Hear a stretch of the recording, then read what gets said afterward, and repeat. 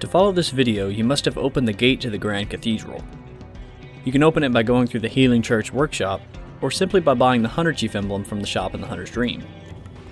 Either way, take a left up ahead and prepare to encounter a Cathedral Guardian with a flame sprayer. The best way to deal with this enemy is to bait its left to right spray and dash in for a few hits.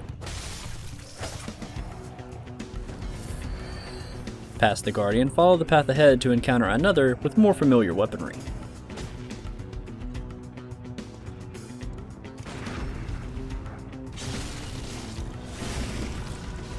Pick up some poison throwing knives and head down the stairs. To the left in this alley, you can speak to an NPC named Ariana through her door. At first, she doesn't take you very seriously, but eventually you get the option of telling her of either Odin Chapel or Yosefka's clinic. The night is long, and I have very little of the incense left. Please, there must be some nice place to run off to. And if you'd actually like to meet her, I recommend that you pick the chapel. Across the street, this NPC doesn't trust you, but is similarly looking to migrate. You what? What, you think I'm a beast? Well, maybe I think you're a beast. Whichever location you tell him, he assumes it's a trap, so you'll need to tell him the opposite of where you actually want him to end up. Huh. Yeah, sorry, too sharp for that bollocks. I know a superstition when I hear one. Outsiders, even their lies are predictable. Down the alleyway, you can find the black church set from a corpse behind a coffin, but watch out for the mobs that patrol the area.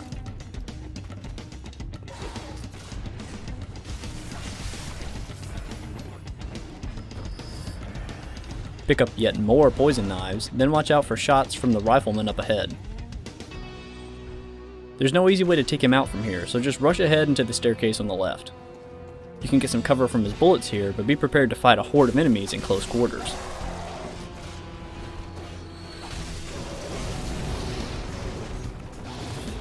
On the upper platform, you can find some blood vials on the ground and reap your sweet revenge on the marksman. Next comes a ladder, which eventually leads you to dropping onto the roof of a house. You can find some free bullets here, but keep an eye on the dog on the floor below. You have to drop down again to proceed, and we'd like to take it out in the process. Straight ahead lies the central courtyard. If this gate is closed for you, you can open it from a lever on the left.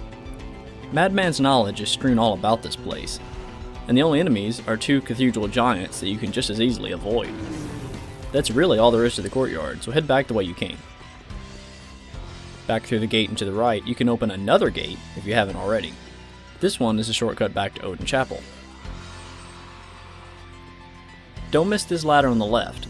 There are 6 vials of numbing mist at the top, which makes the upcoming boss much easier. Also, by dropping onto the roof to the right, you can pick up a hat for your messengers if you're into that.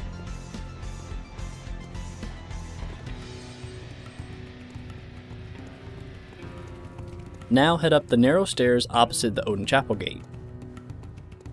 By going this way, this scythe-wielding Cathedral Guardian becomes cake to deal with.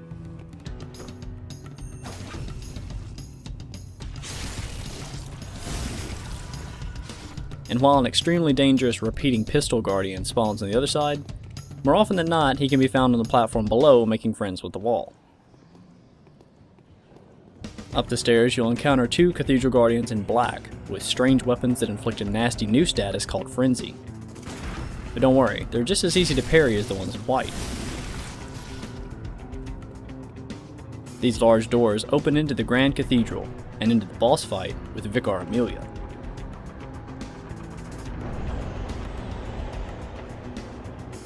This is a good time to return to the dream to spend your echoes if you like. And if you have at least 10 insight, you might consider popping some of the Madman's knowledge we picked up to buy fire paper at the insight shop. Not every weapon can be buffed by fire paper, but if yours can, make sure you equip some along with the 6 numbing mist we picked up earlier.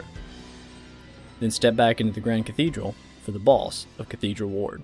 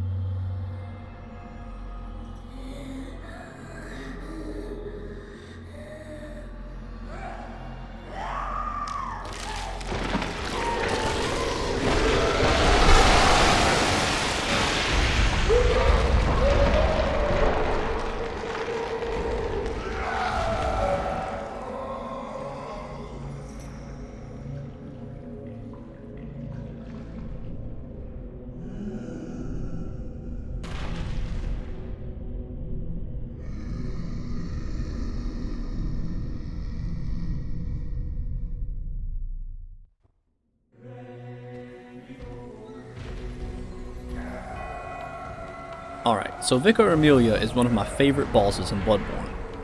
She's a transformed human like the cleric beast, and moves in a similar way to him.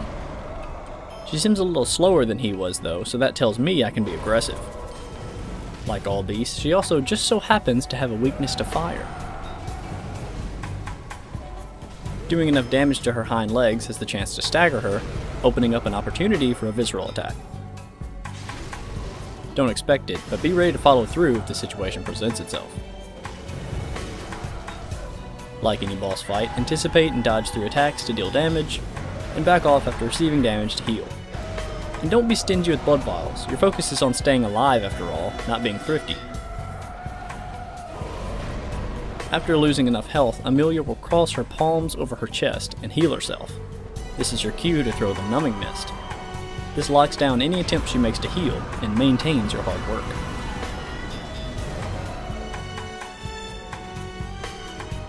As long as this blue aura surrounds her, the mist is still in effect, so you won't need to use another until it wears off.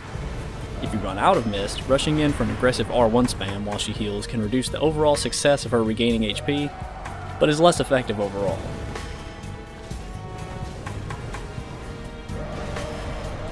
The last thing to be aware of is a ranged attack in which she slams the ground with a double fist. This sends out a cone-shaped shockwave in front of her that travels far, but is super easy to avoid. As soon as you see the double fist go over her head, simply dodge to the side of her. And if you stay close, she may never use the attack at all. After securing your kill, you'll obtain the gold pendant, which becomes a blood gemstone upon use. Light the new lamp and inspect the altar for a lore-heavy cutscene.